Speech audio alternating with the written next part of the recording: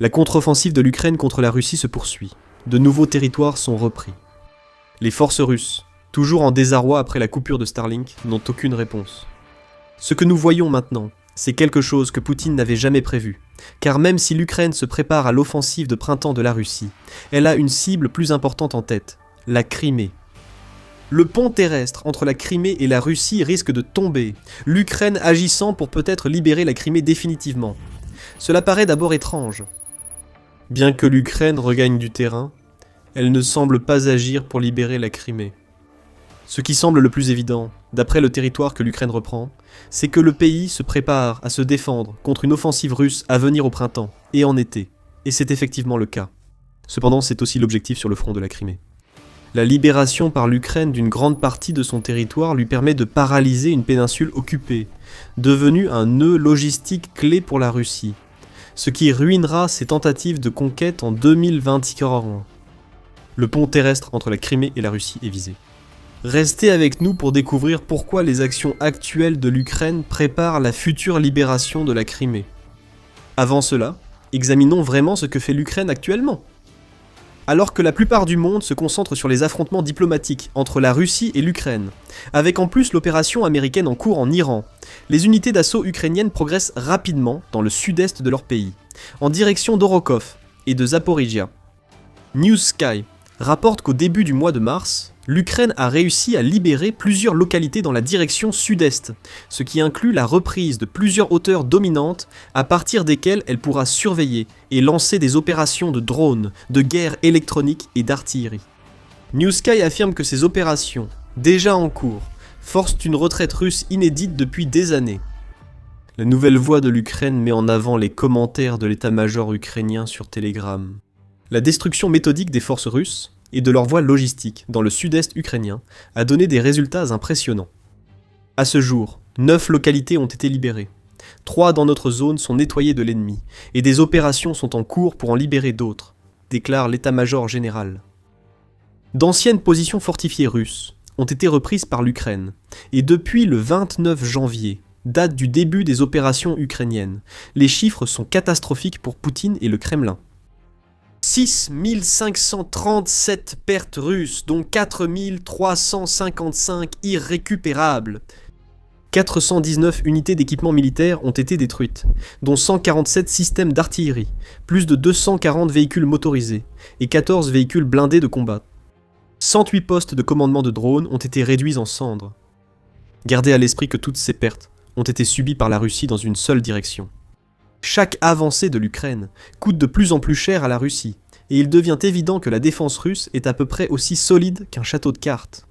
Le 20 février, la nouvelle voix de l'Ukraine rapporte que le président ukrainien Volodymyr Zelensky a révélé que l'Ukraine avait libéré environ 300 km², soit environ 115 miles carrés de terre dans le sud-est du pays.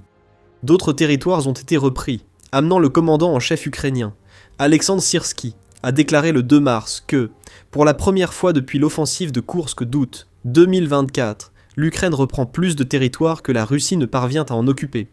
Si vous vous demandez quel est le lien entre tout cela et la Crimée, nous allons y revenir dans quelques minutes. Mais d'abord, nous allons devoir vous donner un petit indice. Tokmak. Selon New Sky, tout ce que fait l'Ukraine en ce moment permet au pays d'élargir la zone grise qui existe en direction de Tokmak. Cette localité est essentielle, car il est un centre logistique clé pour la Fédération de Russie. Mais ce que signifie l'expansion de la zone grise dans cette direction, c'est que l'Ukraine avance plus profondément vers le sud. Tokmak était la prochaine cible, puis Melitopol. Et c'est à ce moment-là que la Crimée entre en jeu.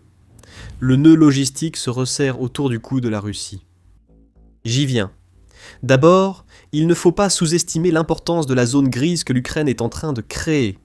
Ce sont des zones qui ne sont sous le contrôle direct ni de l'Ukraine, ni des occupants russes. L'extension de ces zones permet à l'Ukraine de réduire ensuite les zones grises. Les territoires occupés, autrefois sous contrôle russe, sont bombardés par l'artillerie, les drones et les unités d'assaut, tandis que l'Ukraine progresse vers le sud. Cela change une ancienne zone russe en zone grise. L'Ukraine avance, nettoyant les zones occupées dans les zones grises pour libérer totalement les localités et territoires, resserrant ainsi à nouveau les zones et les consolidant sous son contrôle à mesure que la présence russe diminue. Donc l'Ukraine s'étend pour resserrer. Une fois le resserrement d'une zone grise terminé, l'Ukraine dispose d'une base pour étendre cette zone plus au sud. Ensuite vient le resserrement, et ainsi de suite, ce qui fait que l'Ukraine progresse de manière constante et régulière en repoussant les forces russes. Pour aggraver la situation russe, l'Ukraine sature de drones les zones grises qu'elle étend et resserre. Ces zones, qui s'étendent souvent sur au moins 10 km derrière les lignes de combat reconnues, deviennent des pièges mortels pour les véhicules et les soldats russes lorsqu'ils tentent de déplacer du matériel ou de manœuvrer. Les drones russes opèrent aussi dans les zones grises. Mais le problème que l'Ukraine crée constamment pour la Russie est la coupure de la logistique russe, ce qui affaiblit la capacité de la Russie à causer des dégâts dans les zones grises. L'Ukraine, en revanche, continue d'avancer, se fortifiant au fur et à mesure tout en forçant la retraite. Les drones sont essentiels à cette stratégie et sont désormais responsables d'environ 70% des pertes dans la guerre, selon le Télégraphe. Un autre facteur permet à l'Ukraine de lancer ses offensives tandis que la Russie doit se retirer. La guerre en réseau. News Sky explique les bases du concept en déclarant « Le succès tactique des forces armées ukrainiennes repose sur le concept de guerre en réseau, où chaque unité agit comme une partie d'un seul organisme, recevant des données des drones en temps réel. La réception des données des drones est essentielle, et c'est justement ce qui fait cruellement défaut à la Russie depuis la coupure de Starlink, qui a laissé ses forces complètement désorganisées. L'idée est que des drones de reconnaissance patrouillent en continu les zones grises que l'Ukraine étend et resserre, fournissant des images vidéo en temps réel de leurs observations.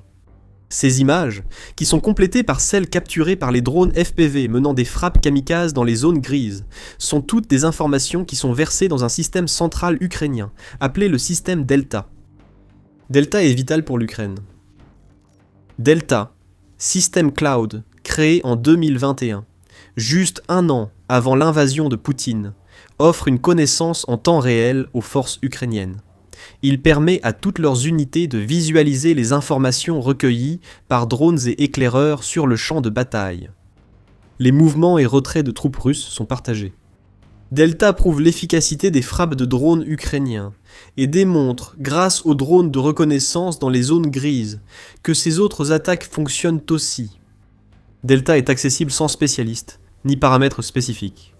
Les membres de l'armée ukrainienne peuvent accéder instantanément à des renseignements humains, images satellites et vidéos de drones sur ordinateur, tablette ou smartphone pour coordonner leurs attaques. C'est ce que nous voyons actuellement dans le sud et sud-est de l'Ukraine. Chaque avancée de l'Ukraine contre la Russie est soutenue par un flux constant de données et d'informations auxquelles les forces russes n'ont tout simplement pas accès. Pour résumer, l'Ukraine peut voir ce qui se passe sur le champ de bataille, la Russie ne le peut pas. Et c'est l'utilisation par l'Ukraine de la guerre en réseau qui permet sa progression vers le sud, qui va avoir un impact énorme sur la Crimée. Cela va tout changer. C'est pourquoi nous faisons The Military Show, pour expliquer l'évolution réelle du pouvoir. Si vous êtes nouveau ici, abonnez-vous pour ne rien manquer de la suite. Alors, la Crimée. Quel est le lien entre l'offensive ukrainienne au sud et la péninsule occupée par la Russie depuis 2014 ? Nos précédentes mentions de Tokmak et Melitopol étaient des indices, car chaque kilomètre que l'Ukraine avance vers le sud la rapproche de ces deux localités clés. Les deux sont sous contrôle russe, ce qui permet à la Russie d'utiliser routes et chemins de fer pour approvisionner tout son groupement de troupes du sud. Devinez d'où proviennent tous les approvisionnements, équipements et soldats qui alimentent ce groupement du sud, de Crimée. Il y a un pont terrestre entre la Crimée et le sud de l'Ukraine, que la Russie utilise depuis le début de la guerre comme ligne logistique. Pendant des années, la Russie pensait ce pont terrestre sûr. Il était protégé par des kilomètres et des kilomètres de territoire occupé, ce qui rendait impossible pour l'Ukraine d'exercer un quelconque contrôle par le feu sur le pont. Mais à mesure que la contre-attaque ukrainienne progresse plus au sud, l'Ukraine se rapproche de la prise de Tokmak et de Melitopol, ce qui lui permettrait d'établir un contrôle par le feu sur le pont terrestre de Crimée. Cela aura plusieurs conséquences, notamment pour certaines régions d'Ukraine occupées depuis le début de l'invasion. Avant tout, il faut expliquer l'artère logistique cruciale de la Crimée pour Poutine et ses forces durant la guerre. David Axe a souligné la relation entre Tokmak, Melitopol et la Crimée. Dès le mois d'août 2023, Tokmak contrôle les routes vers Melitopol, à environ 65 km au sud. Melitopol contrôle l'accès à la mer Noire et les principales lignes d'approvisionnement terrestre vers la Crimée occupée par la Russie, a écrit Axe pour Forbes. Et ce sont ces liens que l'Ukraine est en train de couper lentement, en progressant plus profondément dans le sud de son territoire continental. L'Atlantic Council note que la Russie a passé près de 10 ans à militariser la Crimée annexée avant l'invasion de grande ampleur de Poutine. La péninsule n'était pas visée directement à cause du plan de Poutine. Utiliser le pont terrestre pour envoyer troupes et ravitaillements dans le sud de l'Ukraine, tout en s'emparant de territoires. C'est précisément ce que la Russie a fait lors des premiers jours de la guerre.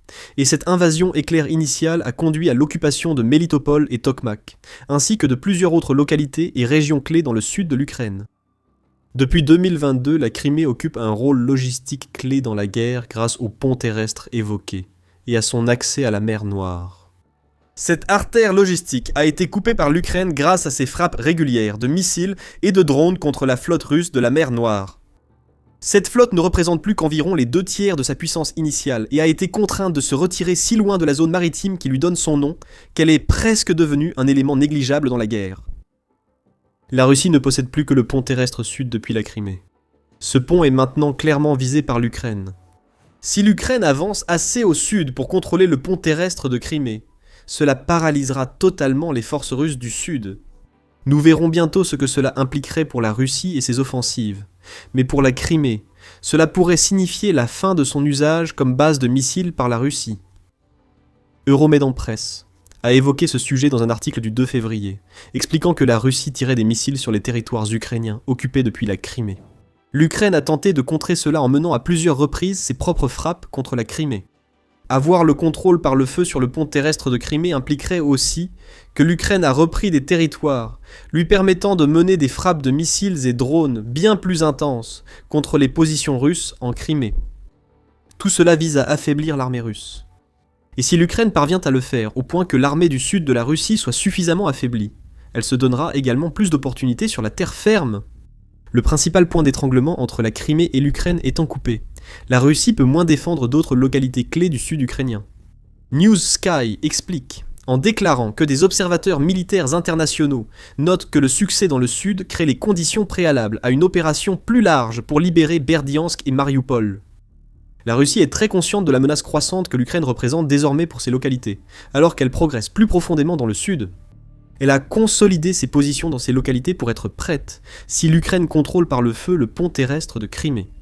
New Sky précise que d'autres signes des intentions ukrainiennes sont les frappes de missiles ATACMS contre des dépôts de munitions dans le sud, entravant la fortification russe. Souvenez-vous, plus l'Ukraine reprend de territoire au sud, plus elle a de bases pour attaquer la Crimée. L'envoi de troupes terrestres ukrainiennes dans la péninsule est peu probable. Le point d'étranglement logistique russe vers le sud de l'Ukraine sera bombardé par missiles et artillerie russes si l'Ukraine tente de le franchir. Mais plus de territoire signifie un plus grand contrôle sur ce corridor terrestre, ainsi que davantage de sites à partir desquels l'Ukraine peut lancer ses propres drones et missiles.